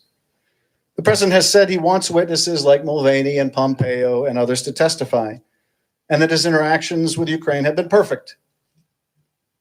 Counsel has affirmed today that will be the president's defense. His conduct was perfect. It's perfect. Perfectly fine to coerce an ally by withholding military aid to get help cheating in the next election. That will be part of the president's defense, although albeit not worded in that way. But now he has changed course and does not want these witnesses to testify. The logical inference in any court of law would be that the party's continued obstruction of lawful subpoenas may be construed as evidence of guilt. Let me conclude. The facts will come out in the end. The documents which the president is hiding will be released through the Freedom of Information Act or through other means over time. Witnesses will tell their stories in books and film. The truth will come out. The question is, will it come out in time? And what answer shall we give if we did not pursue the truth now and let it remain hidden until it was too late to consider on the profound issue of the president's guilt or innocence? There are many overlapping reasons for voting against this resolution, but they all converge on a single idea: fairness.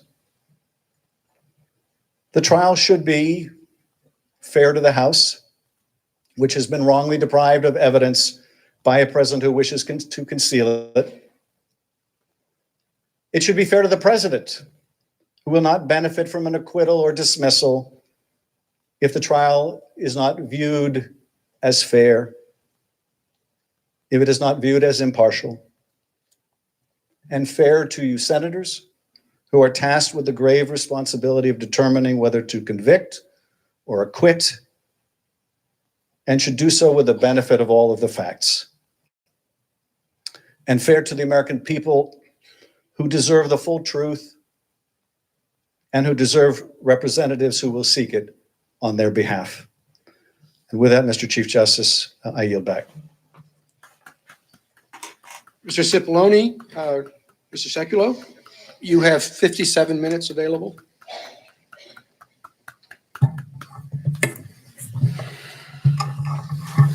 Thank you, Mr. Chief Justice, members of the Senate, Leader McConnell, Democratic Leader Schumer. It's also my privilege to represent the President of the United States before this chamber. Senator Schumer said earlier today that the eyes of the founders are on these proceedings. Indeed, that's true. But it is the heart of the Constitution that governs these proceedings. And what we just heard from Manager Schiff, courts have no role. Privileges don't apply. What happened in the past, we should just ignore. In fact, Manager Schiff just said, try to summarize my colleague's defense of the president. He said it not in those words, of course, which is not the first time Mr. Schiff has put words into transcripts that did not exist. Mr. Schiff also talked about a trifecta. I'll give you a trifecta. During the proceedings that took place before the Judiciary Committee, the president was denied the right to cross-examine witnesses. The president was denied the right to access evidence. And the president was denied the right to have counsel present at hearings. That's a trifecta. A trifecta that violates the Constitution of the United States. Wrong. Mr. Schiff did say the courts really don't have a role in this. Executive privilege, why would that matter? It matters because it's based on the Constitution of the United States. One manager said that it is you that are on trial, the Senate. He also said that, and others did, that you're not capable of abiding by your oath. And then we had the invocation of the ghost of the Mueller report. I know something about that report. It came up empty on the issue of collusion with Russia. There was no obstruction. In fact, the Mueller report, to the contrary of what these managers say today, came to the exact opposite conclusions of what they say. Let me quote from the House impeachment report at page 16. Although President Trump has in times invoked the notion of due process, an impeachment trial, an impeachment inquiry is not a criminal trial and should not be confused with it. Believe me, what has taken place in these proceedings is not to be confused with due process. Because due process demands, and the Constitution requires, that fundamental fairness and due process, we're hearing a lot about due process is designed to protect the person accused. When the Russia investigation failed, it devolved into the Ukraine. A quid pro quo. When that didn't prove out, it was then bribery or maybe extortion, or somebody said, one of the members or the members of the House said treason. But instead we get two articles of impeachment. Two articles of impeachment that have a vague allegation about a non-crime allegation of abuse of power and obstruction of Congress. Members, managers, right here before you today, who have said that executive privilege and constitutional privileges have no place in these proceedings? On June 28, 2012, Attorney General Eric Holder became the first United States Attorney General to be held in both civil and criminal contempt. Why? Because President Obama asserted executive privilege. With respect to the Holder contempt proceedings, Mr. Manager Schiff wrote, "The White House assertion of privilege is backed by decades of precedent that has recognized the need for the president and his senior advisors to receive candid advice and information from their top aides." Indeed, that's correct. Not because Manager Schiff said it, but because the Constitution requires it. Mr. Manager Nadler said that the effort to hold Eric Holder, Attorney General Holder, in contempt for refusing to comply with various subpoenas was, quote, politically motivated, and Speaker Pelosi called the Holder matter, and I quote, a little more than a witch hunt. What are we dealing with here? Why are we here? Are we here because of a phone call?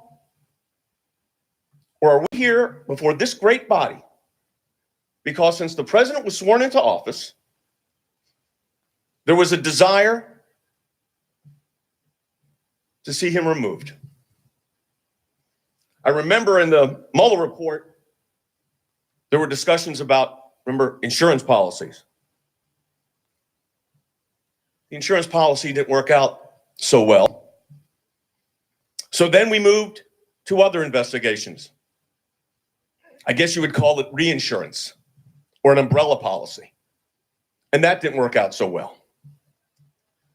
And here we are today. Manager Schiff quoted the Supreme Court, and I'd like to make reference to the Supreme Court as well. It was then Justice Rehnquist, later to be Chief Justice Rehnquist, who wrote for the majority in the United States versus Russell in 1973. These are the words. "We may someday be presented with a situation in which the conduct of law enforcement agents is so outrageous that due process principles would absolutely bar the government from invoking judicial process to obtain a conviction. That day is today." That day was a year ago. That day was in July, when Special Counsel Mueller testified. I am not today going to take the time to review, and I will do it later, the pattern and practices of irregularities that have gone on in these investigations from the outset. But to say that the courts have no role, the rush to impeachment, to not wait for a decision from a court on an issue as important as executive privilege, as if executive privilege hasn't been utilized by presidents since our founding. This is not some new concept. We don't waive executive privilege, and there's a reason we keep executive privilege, and we assert it when necessary. And that is to protect the Constitution and the separation of powers. The president's opponents, in their rush to impeach, have refused to wait for complete judicial review. That was their choice. Speaker Pelosi clearly expressed her impatience and contempt for judicial proceedings when she said, "We cannot be at the mercy of the courts." Think about that for a moment. We cannot be at the mercy of the courts. So take Article 3 of the United States Constitution, remove it. We're acting as if the courts are an improper venue to determine constitutional issues of this magnitude. That is why we have courts. That is why we have a federal judiciary. It was interesting when Professor Turley testified before the House Judiciary Committee in front of Mr. Nadler's committee. He said, "We have 3 branches of government, not 2. If you impeach a president, if you make a high crime and misdemeanor out of going to courts and abuse of power, it's your abuse of power." You know, it's more than that. A lot more than that. There's a lot more than an abuse of power if you say the courts don't apply. Constitutional principles don't apply. Let's start with a clean slate as if nothing happened. A lot has happened. As we proceed in the days ahead, we will lay out our case. We're going to put forward to the American people, but more important, for the Constitution's sake, what's taking place here. But this idea that we should ignore what has taken place over the last 3 years is outrageous. We believe that what Senator McConnell has put forward provides due process, allows the proceedings to move forward in an orderly fashion. 33 days. 33 days they held on to those impeachment articles. 33 days. It was such a rush of national security to impeach this president before Christmas that they then held him for 33 days. To do what? To act as if they negotiate, the House of Representatives should negotiate the rules of the United States Senate. They didn't hide this. This was the express purpose. This was the reason they did it. We're prepared to proceed. Majority Leader, Democratic Majority Leader, we're prepared to proceed. In our view, these proceedings should begin. Yield the rest of my time to my colleague, White House counsel. Thank you, Mr. Cipollone. Thank you, Mr. Chief Justice. I just want to make a couple of additional points. It's very difficult to sit there and listen to Mr. Schiff tell the tale that he just told. Let's remember how we all got here. They made false allegations about a telephone call. The President of the United States declassified that telephone call and released it to the public. How's that for transparency? When Mr. Schiff found out that there was nothing to his allegations, he focused on the second telephone call. He made false, and his colleagues made false allegations about that second telephone call that occurred before the one he had demanded. So the President of the United States declassified and released that telephone call. Still nothing. Again, complete transparency in a way that, frankly, I'm unfamiliar with any precedent of any president of the United States releasing a classified telephone call with a foreign leader. When Mr. Schiff saw that his allegations were false, and he knew it anyway, what did he do? He went to the House and he manufactured a fraudulent version of that call. He manufactured a false version of that call. He read it to the American people, and he didn't tell them it was a complete fake. Do you want to know about due process? I'll tell you about due process. Never before in the history of our country has a president been confronted with this kind of impeachment proceeding in the House. It wasn't conducted by the Judiciary Committee. Now, Mr. Nadler, when he applied for that job, told his colleagues when they took over the House that he was really good at impeachment. But what happened was the proceedings took place in a basement of the House of Representatives. The president was forbidden from attending. The president was not allowed to have a lawyer present. In every other impeachment proceeding, the president has been given a minimal due process. Nothing here. Not even. Oh, what happened?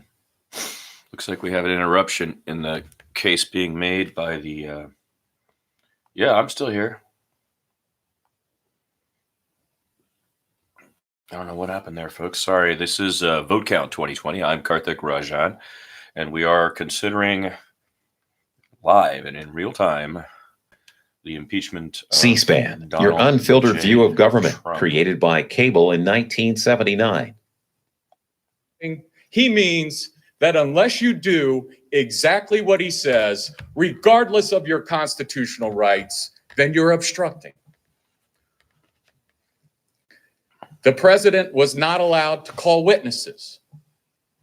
By the way, there's still evidence in the SCIF that we haven't been allowed to see. I wonder why. No witnesses. Now let's think about something else for a second. Let's think about something else. They held these articles for 33 days. We hear all this talk about an overwhelming case that they're not even prepared today to stand up and make an opening argument about. That's because they have no case. Frankly, they have no charge. When you look at these articles of impeachment, they're not only ridiculous, they are dangerous to our republic. And why? First of all, the notion that invoking your constitutional rights to protect the executive branch, that's been done by just about every president since George Washington, that is obstruction. That is our patriotic duty, Mr. Schiff, particularly when confronted with a wholesale trampling of constitutional rights that I'm unfamiliar with in this country. Frankly, it's the kind of thing that our State Department would criticize if we see it in foreign countries. We've never seen anything like it. And Mr. Schiff said, have I got a deal for you? Abandon all your constitutional rights. Forget about your lawyers and come in and do exactly what I say. No, thank you. No, thank you. And then he says he has the temerity to come into the Senate and say, we have no use for courts. It's outrageous. Now, let me tell you another story. There's a man named Charlie Kupperman. He is the Deputy National Security Advisor. He is the number 2 to John Bolton. Because you have to remember, Mr. Schiff wants you to forget, but you have to remember how we got here. They threatened him.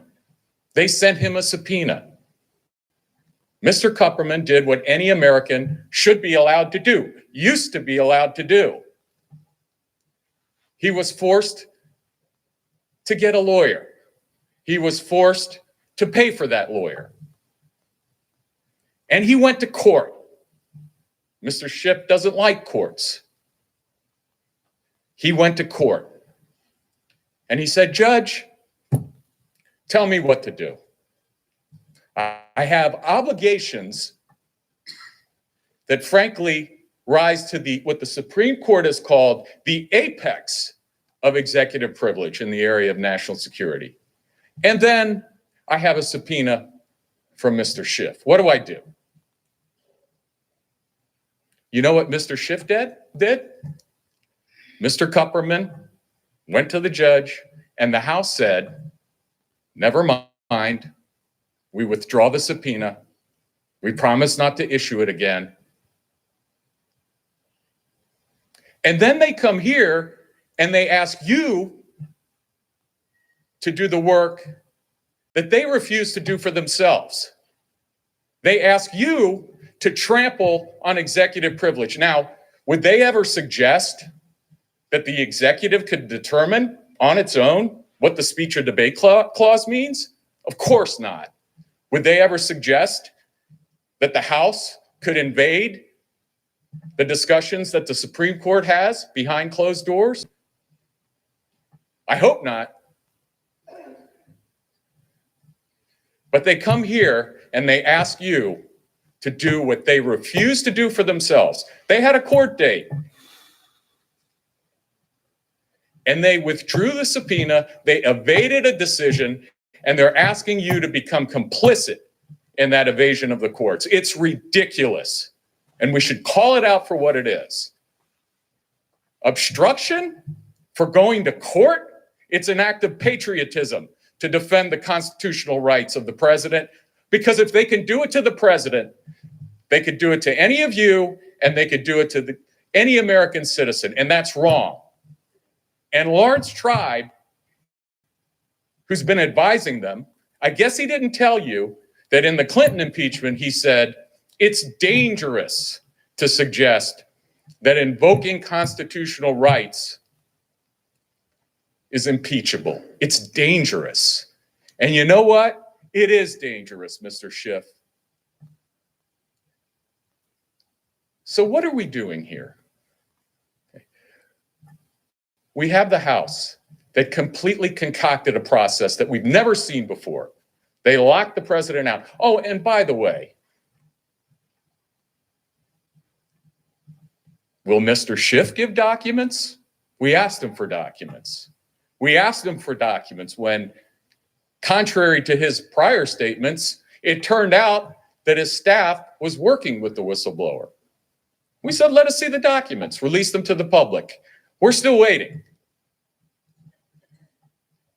So the idea that they would come here and lecture the Senate. By the way, I was surprised to hear that, did you realize you're on trial? Mr. Nadler's putting you on trial. Everybody's on trial except for them. It's ridiculous. It's ridiculous. They said in their brief, we have overwhelming evidence, and they're afraid to make their case. Think about it. Think about it. It's common sense. Overwhelming evidence to impeach the president of the United States. And then they come here on the first day and they say, you know what? We need some more evidence. Now, let me tell you something. If I showed up in any court in this country and I said, Judge, my case is overwhelming, but I'm not ready to go yet. I need more evidence before I can make my case. I would get thrown out in 2 seconds. And that's exactly what should happen here. That's exactly what should happen here. It's too much to listen to almost. The hypocrisy of the whole thing. And what are the stakes? What are the stakes? There's an election in almost 9 months. Months from now, there's going to be an election. Senators in this body the last time had very wise words. They echoed the words of our founders. A partisan impeachment is like stealing an election. And that's exactly what we have. We have, talk about the framers' worst nightmare. It's a partisan impeachment that they've delivered to your doorstep in an election year. Some of you are upset because you should be in Iowa right now. But instead we're here and they're not ready to go. And it's outrageous. It's outrageous. And the American people won't stand for it. I'll tell you that right now. They're not here to steal one election. They're here to steal 2 elections. It's buried in the small print of their ridiculous articles of impeachment. They want to remove the President Trump from the ballot. They won't tell you that. They don't have the guts to say it directly, but that's exactly what they're here to do. They're asking the Senate to attack one of the most sacred rights we have as Americans, the right to choose our president. In an election year. It's never been done before. It shouldn't be done before. Now, the reason it's never been done is because no one ever thought that it would be a good idea for our country, for our children, for our grandchildren, to try to remove a president from a ballot, to deny the American people the right to vote based on a fraudulent investigation conducted in secret with no rights. Well, I could go on, but my point is very simple. It's long past time that we start this so we can end this ridiculous charade and go have an election. Thank you very much, Mr. Chief Justice.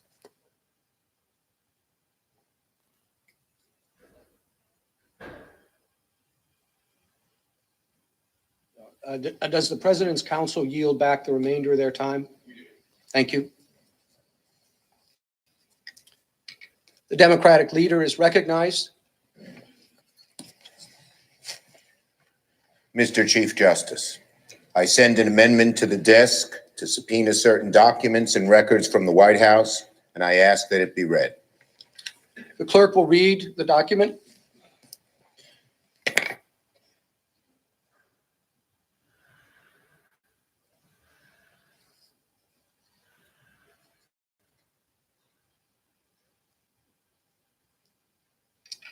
The senator from New York, Mr. Schumer, proposes an amendment number 1284. At the appropriate place in the resolving clause, insert the following. Section, notwithstanding any other provision of this resolution pursuant to Rules 5 and 6 of the Rules and Procedure and Practice in the Senate when sitting on impeachment trials, 1, the Chief Justice of the United States, through the Secretary of the Senate, shall issue a subpoena to the acting Chief of Staff of the White House, commanding him to produce for the time period from January 1st, 2019 to the present, all documents, communications, and other records within the possession, custody, or control of the White House, including the National Security Council, referring or relating to A, all meetings and calls between President Trump and the President of Ukraine, including documents, communications, and other records related to the scheduling of, preparation for, and follow-up from the President's April 21st and July 25th, 2019 telephone calls, as well as the President's September 25th, 2019 meeting with the President of Ukraine in New York.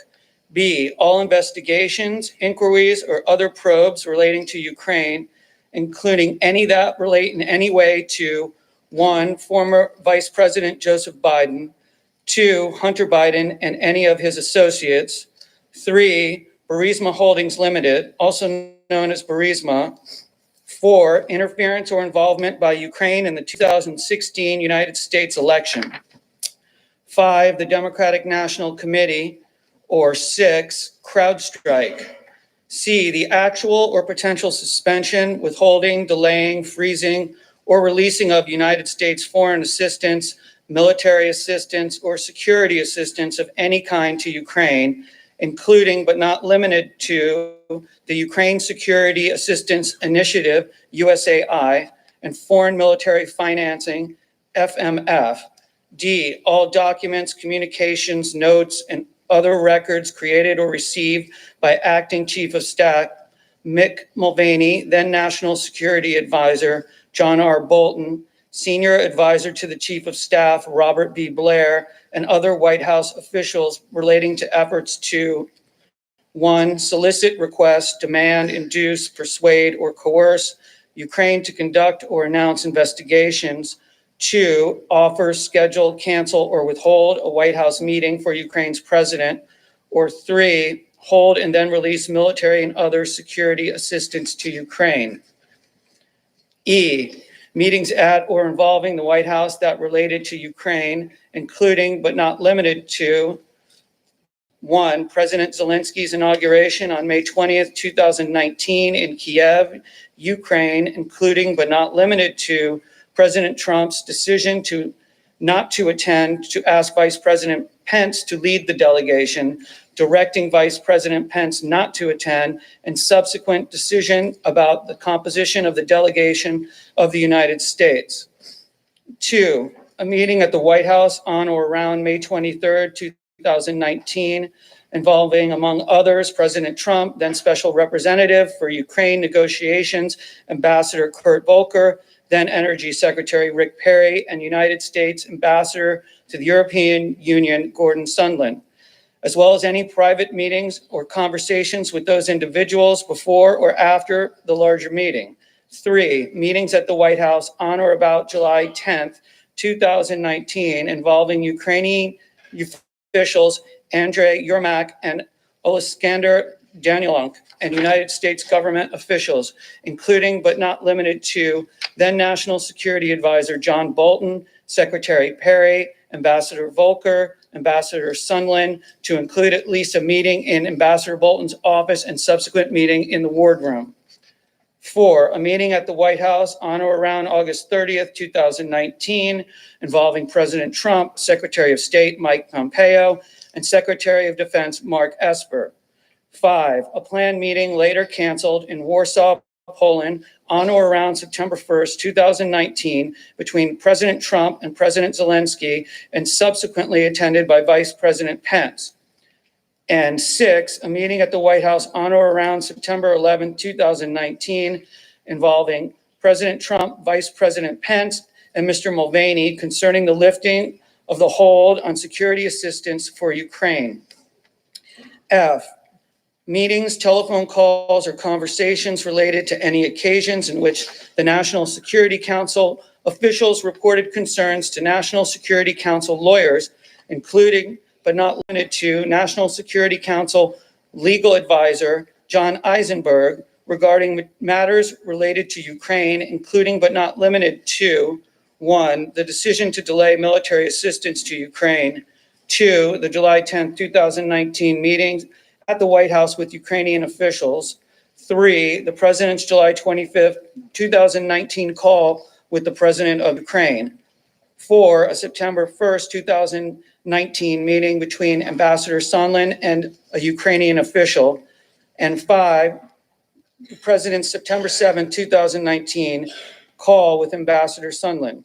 G, any internal review or assessment within the White House regarding Ukraine matters following the September 9th, 2019 request for documents from the House Permanent Select Committee on Intelligence, the House Committee on Oversight and Reform, and the House Committee on Foreign Affairs, including but not limited to documents collected that pertain to the hold on military and other security assistance to Ukraine, the scheduling of a White House meeting for the President of Ukraine, and any requests for investigations by Ukraine. H, the complaint submitted by a whistleblower within the intelligence community on or around August 12, 2019 to the Inspector General of the intelligence community.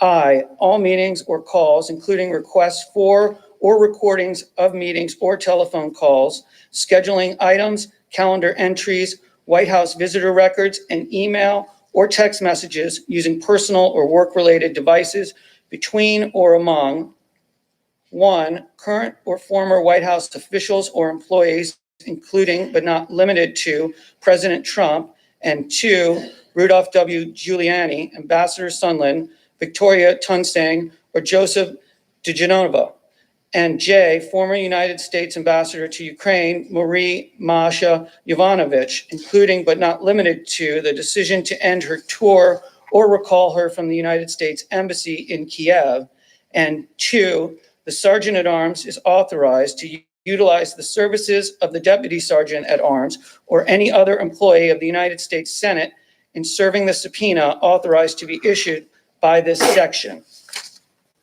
Mr. Chief Justice, Majority Leader is recognized. I'd ask for a brief 15-minute recess before the parties are recognized to debate the Schumer amendment. Therefore, I ask consent the Senate stand in recess, subject to the call of the chair. Without objection, so ordered. All right, so there we have it. This is Vote Count 2020. I am Karthik Rajan. We have been watching The impeachment trial of President Donald Trump underway for about an hour and a half. We heard some opening remarks from White House counsel Pat Cipollone, then the lead manager in the House, Representative Adam Schiff, the chair of the Intelligence Committee, making their case, the initial part of their case, the opening statements there, response from the president's attorney, Jay Sekulow, and also again from Pat Cipollone. Where things stand now is the Senate's in recess. We expect it to be fairly brief. Here's what Lisa Desjardins of the NewsHour, PBS NewsHour tweets on what we just saw, what's happening. Schumer is moving to ask the Senate trial to subpoena key documents and witnesses. To do that, he needs 51 votes today, but swing senators he needs have said they don't want to take this vote yet. Chad Pergram of Fox says that in the Senate trial, expect a short recess here, 5 to 15 minutes after Schumer offers his First Amendment. But before the debate on that amendment, he's also saying that Fox is being told to expect a very late night. Mitch McConnell, the majority leader, earlier today made some comments about the the proposed amendments to the resolution from Senator Schumer. Here's some of what Mitch McConnell had to say. Here in the Senate, the president's lawyers will finally receive a level playing field with the House Democrats. Okay, well, now they're just And repeating we'll what finally was be able to happening present the there president's before. So case.